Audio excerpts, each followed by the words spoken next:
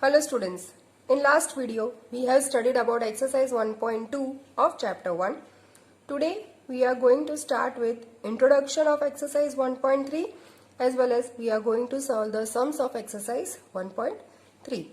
Now first, moving on with the first topic, that is revisiting rational and irrational numbers. This thing is that which we are going to study in this exercise. We all are very well aware with the rational numbers and irrational numbers. In the introduction part of this chapter, we have studied about rational and irrational numbers. Rational numbers, as we all know, that the numbers that are in the P upon Q form, where Q is not equal to 0 and P and Q are integers, are said to be rational numbers, whereas irrational numbers are those numbers which are not in the P upon Q form. Okay students, now giving a brief about real numbers. Real numbers are of two types. Any of the real number you take, they are either with decimal point or without decimal point. Talking about the real numbers with decimal point, the first type is terminating numbers, in which when you are performing the division, it stops after certain number, that is the division is completed. The second part is the non-terminating type, in which it goes on repeating. This can also be written as 1.23 bar. Bar means 2 and 3 are repeated continuously. Third type is non-terminating or non-repeating type, in which the number goes on dividing and there is no repetition of the numbers. Terminating and non-terminating are related to rational numbers, whereas non-terminating or non-repeating is related to irrational numbers. Now talking about the real numbers without decimal point. You all are very well aware with the number line. The number line starts with 0. On this side of number line we are having positive numbers. On the other side of the 0 we are having negative numbers. Positive numbers are also said to be natural numbers. Positive numbers along with 0 are said to be whole numbers. Okay students. Now example of irrational number cannot be represented by P upon Q form. As we are more concentrating on irrational numbers, it should be clear in your mind that irrational means it should not be in the P upon Q form. Now, moving on to the theorem, if P is a prime number and A be a positive integer, then if P divides A square, then P divides A also. I am repeating the statement again. If P is a prime number and A be a positive integer, then if P divides A square, P divides A square, then P divides A also. This can be easily understood with the help of an example. If 2 is divided by 100, that is 10 square, 2 divides 10 also. Here A is equal to 10, whereas A square is 10 square. Now, this can be understood with the help of an example. Moving on to the next theorem, that is you have to show root 2 is irrational number. After reading this statement, the first thing which arises in your mind is how? How root 2 is an irrational number? So, the solution to this is the most important method, that is method of contradiction. Meaning of contradiction means here we have to prove it to be irrational, but we are assuming it to be rational. Contradictory means the opposite of which we have to prove. Again, the method which we are going to use over here is the method of contradiction. It can be easily understood when we move ahead in our sum. Now, here root 2 is given to you. So, let root 2 be a rational number. What we are assuming? Root 2 to be a rational number. Therefore, root 2 is equal to P upon q, where q is not equal to 0. As root 2 is considered to be a rational number, it is in p upon q form. Now, p upon q form, when we are talking about, it should be in the simplest form. What is the meaning of simplest form? Taking an example, if we have 25 upon 50, the simplest form of 25 upon 50 is 1 upon 2. So 1 upon 2 is said to be the p upon q form of 25 by 50. P and q are coprime. Again, coprime means their HCF should be equal to 1. If students, you are finding this to be a bit confusing, you can refer to your Standard 9, Chapter 1, Rational and Irrational Part. So, it will be more clear to you if you are getting confused. Now, again, 25 upon 50 can be written as 5 upon 10. It can also be written as 1 upon 2 as we have taken over here. Here 5 upon 10 can be further converted to 1 upon 2. So 5 upon 10 are not said to be coprime because their further division is possible. They are not in the simplest form. So 1 upon 2, where the further calculation is not possible, are said to be coprime. That is, P and Q have HCF equal to 1. Therefore, HCF of P and Q is equal to 1. So, P and Q are coprime. Again, method of contradiction means we are assuming root to be rational. Root 2 is equal to P upon Q. P upon Q should be in its simplest form and it should be coprime. Coprime means having the HCF equal to 1 and simplest form means which cannot be further divided. So, again moving ahead with the sum, root 2 is equal to P upon Q, we are very well clear. Now on cross multiplying, we get root 2Q is equal to P. Taking this to be our equation 1. Our next step is squaring on both sides.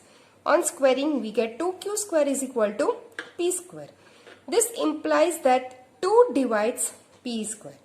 Here, when we write it like this, we see that Q square is equal to P square by 2, which is written in statement form as 2 divides P square. This implies 2 divides P also.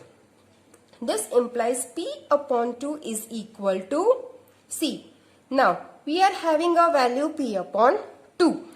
We are taking P upon 2 equal to C as an assumption. So, the value of P becomes 2C. This is our second equation. Now, putting this value in our first equation, root 2Q is equal to 2C. Placing P equal to 2C in equation 1. Again following the same step. On squaring, 2Q square is equal to 4C square. This implies Q square upon 2 is equal to C square. When further calculation is done, we get Q square upon 2 is equal to C square. Same way, 2 divides Q square. This implies 2 divides Q also. So, Q upon 2 is equal to D. This is also our assumption. This implies Q is equal to 2D. This is our third equation. Now, what we get? We are getting P equal to 2C over here and Q equal to 2D over here. So, from equation 2 and 3, we get P is equal to 2C and Q is equal to 2D. When we are finding the HCF, we are getting P and Q having 2 as their HCF. P and Q cannot have 2 as the common factor. Remembering why? Because P and Q are coprime and they should have their HCF to be 1. So, what we have assumed is wrong. We have wrong assumption. Root 2 is a rational number is wrong because we want HCF 1 Instead of 1, we are getting HCF 2. So, root 2 is irrational. So, our contradictory statement has proved to be wrong, which says that our original statement is right. Moving on to the example 9 of your textbook. Same pattern we have to follow, only the number is being changed. Prove that root 3 is irrational. The solution starts with again the method of contradiction. We have started with the contradictory statement. Let root 3 be rational. Therefore, root 3 is equal to P upon Q, where Q is not equal to 0. It is in the simplest form. Again, P and Q are co-prime. If they are co-prime, their HCF should be equal to 1. Therefore, root 3 is equal to P upon Q. This is our equation 1. On cross multiplying, we get the value of Q equal to P by root 3. Now we are moving on with squaring. Squaring on both the sides. So, Q square is equal to P square by 3. This implies 3 divides P square. This also implies 3 divides P. Now again, assuming P upon 3 equal to C, P is equal to 3C. This is our second equation.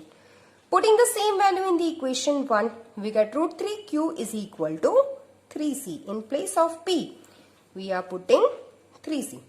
Squaring on both the sides, 3Q square is equal to 9C square. Q square is equal to 3C square. This implies Q square by 3 is equal to C square. 3 divides Q square. This implies 3 divides Q also. Now, Q upon 3 is equal to D.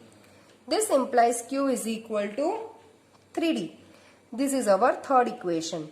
Now, from equation 2 and 3, we get P equal to 3C, Q equal to 3D. HCF of PQ is equal to 3. That is wrong. Why? Because their HCF should be 1. As P and Q are co-prime, because of our wrong assumption, root 3 is rational, is proved to be wrong. So, root 3 is irrational. Clear, students? Now moving on to exercise 1.3. Prove that root 5 is an irrational number. As we have proved for root 3, root 2, same way we are going to prove it for root 5. Let root 5 is a rational number. Therefore, root 5 is equal to A upon B, where B is not equal to 0. HCF of AB is equal to 1 and A and B are co-prime. Squaring on both sides, we get 5 is equal to A square upon B square. This implies A square is equal to 5B square. This is our first equation. This implies 5 divides A square, 5 divides A. A upon 5 is equal to C. On cross multiplying, we get A is equal to 5C. This is our second equation. Root 5B is equal to 5C. Placing the value of A over here. Again squaring on both sides, we get 5B square is equal to 25C square. B square is equal to 5C square. This implies B square upon 5 is equal to C square. 5 divides B square. 5 divides B also. So, B upon 5 is equal to D. This implies B is equal to 5D. A is equal to 5C. B is equal to 5D. From equation 2 and 3, we get A is equal to 5C. B is equal to 5D. HCF of AB is equal to 5. Again, this is wrong because HCF of AB should be 1. As A and B are co-prime. Because of our wrong assumption, root 5 is rational. This proves that root 5 is irrational. Clear, students? Now, second sum, prove that 3 plus 2 root 5 is irrational. There is a minor change in the sum. Till now we have gone with only root 5. Here we are having a operation of addition in between. That is only difference between the sums. Starting with the sum, let 3 plus 2 root 5 is rational. 3 plus 2 root 5 is equal to A upon B, where A and B are co-prime integers. B is not equal to 0. As we are having one more operation over here, we are going on with the process of rearranging. This implies 2 root 5 is equal to A upon B minus 3. Plus 3 from here has moved over to this side. So plus 3 became minus 3. Now dividing this equation by 2. Root 5 is equal to a upon 2b minus 3 upon 2. Since a and b are integers and b is not equal to 0, a upon 2b is a rational number, and so a upon 2b minus 3 upon 2 is a rational number, because subtracting a rational number from a rational number, answer is also a rational number. Therefore, root 5 is a rational number, but this contradicts the fact that root 5 is an irrational number. Thus, our assumption is wrong. So, 3 plus 2 root 5 is irrational. It is same as the above sum. Don't get confused about it. Clear to you?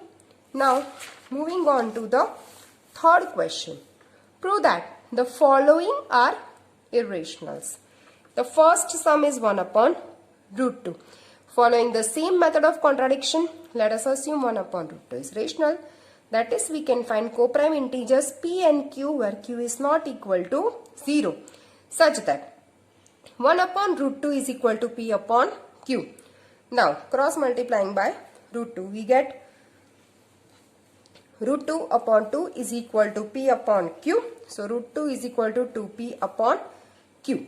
Since p and q are integers and q is not equal to 0, thus 2p upon q is rational. Root 2 is rational, but this contradicts the fact that root 2 is irrational. This shows that our assumption is wrong. So, 1 upon root 2 is irrational. Okay, students. Now, in the same pattern, we are having the last sum of the exercise, 7 root 5. Let us assume 7 root 5 is a rational number. That is, we can find co-prime integers p and q, such that 7 root 5 is equal to p upon q. Multiplying by root 5, we get 7 root 5 into root 5 upon 5 is equal to p upon q. This implies 7 upon root 5 is equal to p upon q. This implies 7q is equal to root 5p. This implies root 5 is equal to 7q upon p.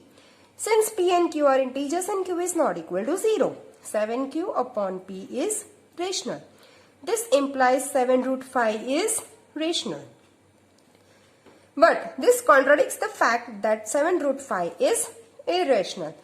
This shows that our assumption is wrong.